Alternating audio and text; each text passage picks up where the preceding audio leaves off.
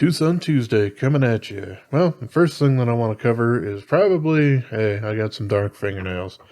It's a little bit kind of sad. I'm dealing with the loss of a family member, but it's a grandmother who lived a long life and has basically outlived her husband and both of her kids. So, yeah, it was basically her time, but it's still kind of sad. But anyway, that's what's going on with theirs.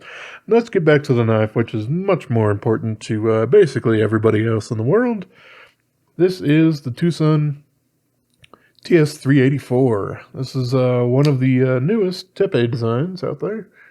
The one that I have is number 20, so yep, I got a fairly early sample of this thing. And this is a pretty darn good, comfortable knife. It is basically no frills kind of going on with it. Excuse me 1 second.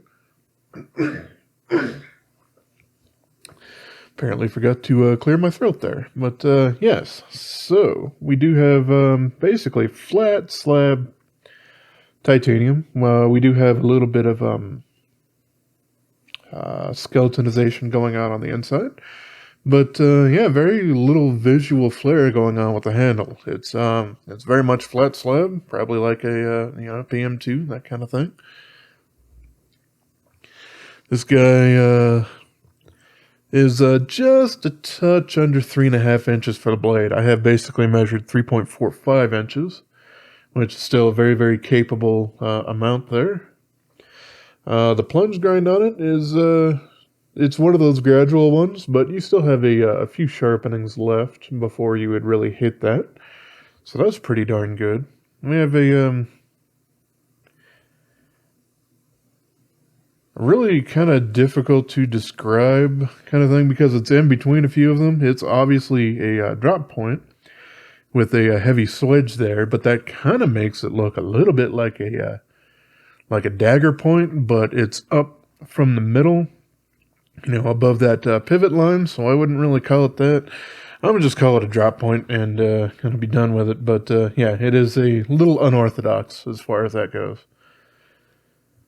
The handles on here, obviously they are titanium, but they do have that kind of bead blasty kind of look to them. So these things will probably pick up some snail trails, if it rubs up against especially keys, but any kind of metal or other really hard substance like ceramics and things like that. That might happen to come in and out of your pocket. I don't know, coins and keys and things like that. Which, hey, I mean, it's worked really well for, Chris Reeve and Spyderco and a whole bunch of other companies that do that kind of finish. And it's not all that bad. It's not exactly my favorite finish, but, definitely nothing wrong with it.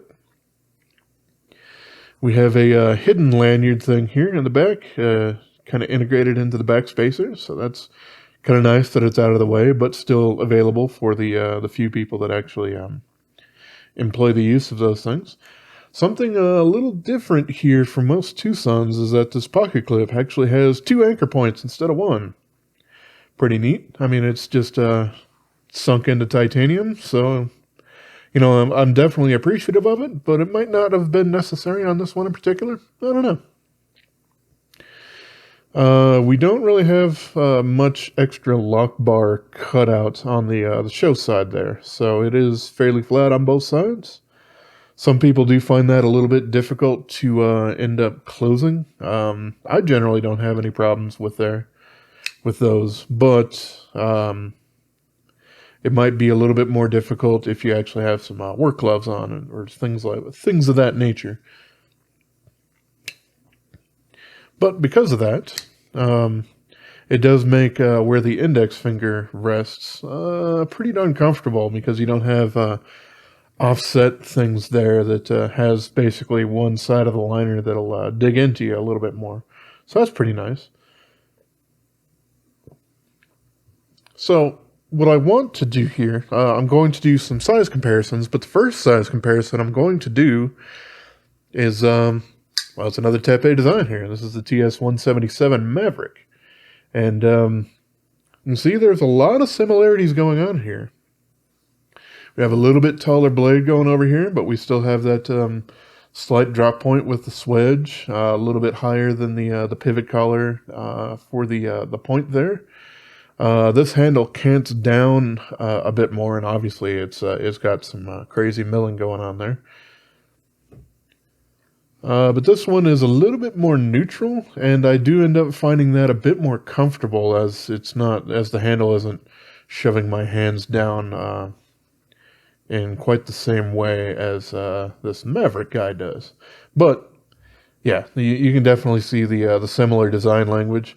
This is Tepe by himself. This was a collaboration with him and Night Morning Design. But yeah, just kind of wanted to point that out as they are a bit similar. So yeah, I can go ahead and move this guy out of the way. Let's pull out some more familiar things to folks. There's PM2. There's the Benchmade 940. You see, we got about the same kind of length going on here.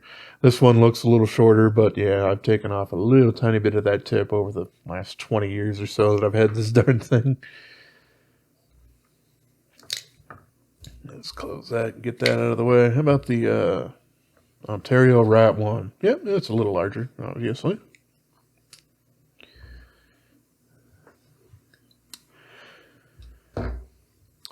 So, yes, when I had first seen these and I was putting my bids in on them,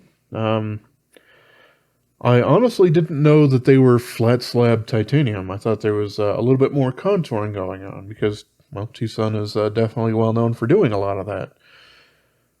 And I can't really say that this is an uncomfortable knife in any particular way, shape, or form. In much the same way that the Spyderco PM2 is very much flat slab, but heck of a lot of people really find this thing immensely comfortable. So I don't really have too much in the way of complaints about the ergonomics there. We got a little bit of that chamfering out there for your finger to land on after doing the light switch for opening. It's a nice touch, but a whole bunch of companies do that. I think Harns was one of the first knives that I particularly had that did that. But we also have a nice hole here for deploying that if you don't screw it up onto the camera, then it's rather easy to reverse Spidey flick. It says frame lock though, so it is, for me, pretty much impossible to slow roll that open. The pocket clip here does make this an itty bitty little bit of contact here on the lock bar, but it's not much. It's really easy to get in and out of the pocket. It's not a simple point there. We got a little bit more going on horizontally to really grab onto that fabric rather than just having one crazy hard point going on there. And, yep, the blade is reasonably tucked away in there. I can't really get in there with any of my fingers. So that is definitely a plus because, unfortunately, not all TwoSuns really do abide by that. The blade stock on this, by the way, is actually a little thinner than a lot of other TwoSuns. This guy is measured basically 3.45 millimeters, whereas I think usually for TwoSun, unless the designer otherwise states it, it's probably going to be like, well, anywhere between 3.7 and 4.0, usually 3.8. That seems to be their go-to blade stock thickness. So having this thing be a little bit thinner is nice. Does come down to a pretty nice edge right behind the shoulder there. So this thing does a pretty darn good job of slicing. I didn't mention it yet, but obviously it's in the thumbnail and everything. This is in Bowler M390. And this one seems to be right around in the middle range of it. It wasn't super incredibly difficult to sharpen, but, you know, obviously it did take some effort to go and get around to doing it. It wasn't like sharpening some HCR like I've felt on a couple of them in the past. So that is pretty darn good, especially for the prices that you could probably end up getting this for. This was one of the first few of them. Obviously, it's number 20. I think I paid somewhere around 120 or so for this. Right around in that 120 range, I do believe. The weight on it, it's not a featherlight. It's 4.59 ounces, or about 130 grams. So that's, yeah, it's not super lightweight, but, it's not well over 5 ounces or anything that's super crazy bulky. It's just a pretty darn good EDC kind of design. Something that I would have probably liked to see, because there is so much milling that's done on the inside of these, to have an internal lock bar relief. That would have just helped a little bit of the aesthetics out there on the back. But, that's just kind of a personal preference of mine. It doesn't really change any of the function that we have therein.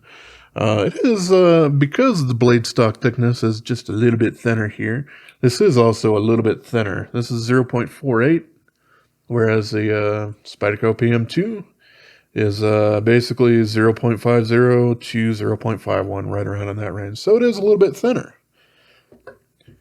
which is pretty nice. I definitely don't mind having a thinner blade sometimes.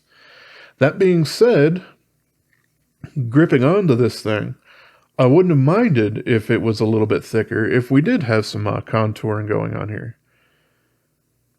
Like I said, the ergonomics are pretty much fine there, but I wouldn't mind having a little bit of swell out here for my fingers to just get a little bit more purchase going on there. That would have been kind of nice. So, yeah, that's basically a lot of the basics that I wanted to cover with this guy. It's a really good, well-made knife.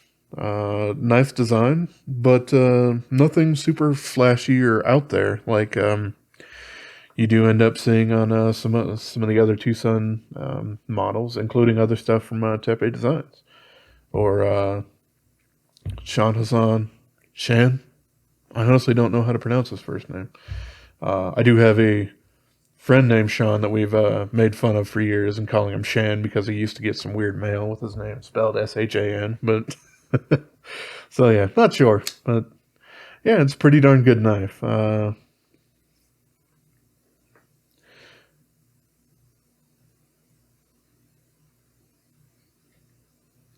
we got a nice balance point going on there.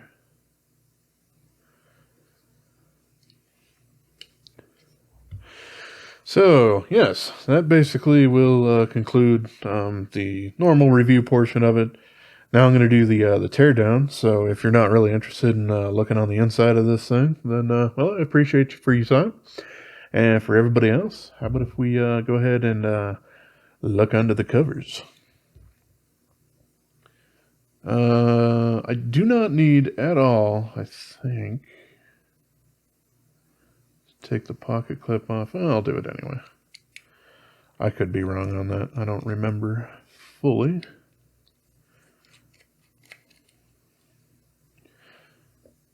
I didn't, but that's fine.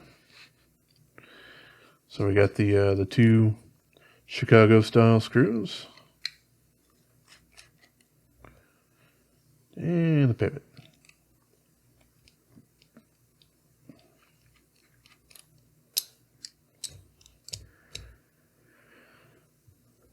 So, yes, we have the inside here.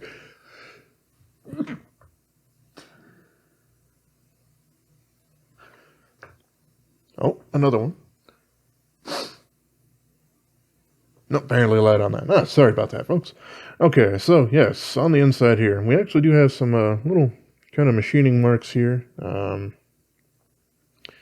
I see 14 kind of vaguely engraved on there. I have no idea if that's that was actually purposeful or if that was just some skipping of a bit while they were doing any of that. But hey, it's interesting nonetheless. I mean, the blade says 20 on it, so I don't think that if they were trying to number handles and blades that that particularly worked out. But I digress. So we got the hardened steel insert with the over travel stop there. We got the nice bearing races, of course. We got the blade stop pin, which just sticks right into the titanium there. Of course, we have the ceramic bearings and the nylon cages there, and we have a bit kind of milled out here on the inside as well.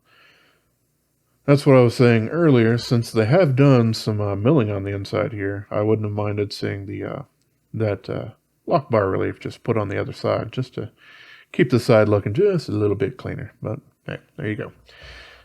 Yep, like I said, this is pretty simple on the inside, but hey, it definitely works. We have that D-shaped pivot that engages with the lock bar side there. So as long as you actually have that correctly in place, then super easy to get this thing back together. There is some Loctite in here, and I do believe this one actually came with some from the factory, which is interesting, because you don't generally see that with TwoSuns, but there have been a few lately that have done that.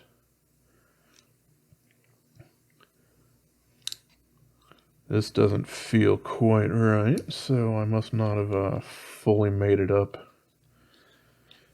That D-shaped pivot.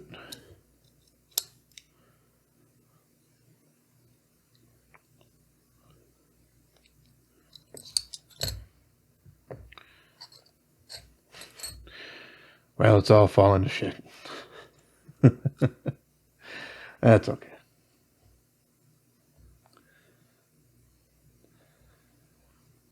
Slap a bearing on there, and a blade. Slap the other bearing on there, and the other bearing race since it fell off of the liner side here.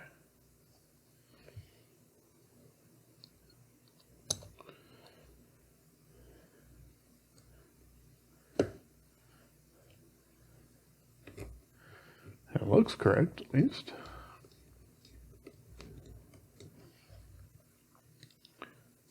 That feels better. Okay, cool. Yeah. We good, we good.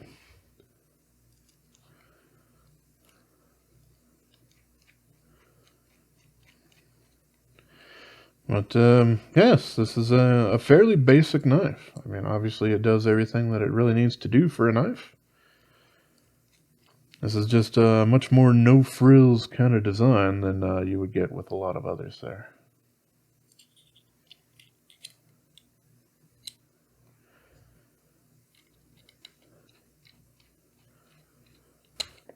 Oops. Ain't nobody like to cam out, especially the ladies. Oops, I did it again. But yeah, fairly simple construction, really easy to get back together for doing all that maintenance. And because it does have that pin that's not mounted to the blade, we don't have giant carve-outs there that can grab a hold of dirt and grime and lint and all that sort of other stuff. So, yeah, alright, that's basically everything that I wanted to cover here from the TS384. It's a neat knife, but if you do have another Tepe design that's fairly similar in a lot of ways, like the Maverick, or he's got one or two others that are in the same kind of ballpark as that.